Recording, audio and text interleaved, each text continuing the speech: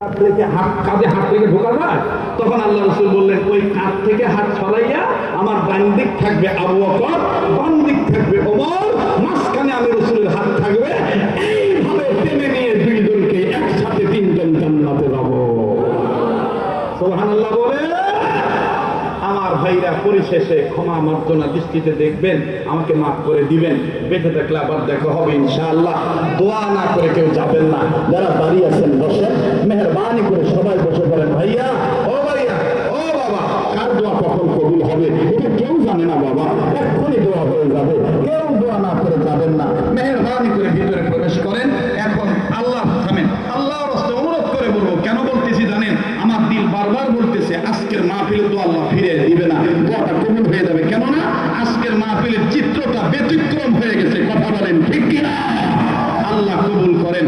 এক্ষুনি মাদ্রাসার মুহতামিম সাহেব আপনাদের কাছে কিছু কথা বলবেন। এরপরে আমি ওনাদের অনুমতি ক্রমে সবাইকে নিয়ে একসাথে মোনাজাত করে বিদায় হবে। যুবকদের দিলে তামান্না হুজুর একটু আযান শোনাবেন। আযান তো প্রতি বছর শোনাই, আজকে আর শোনান যাবে না।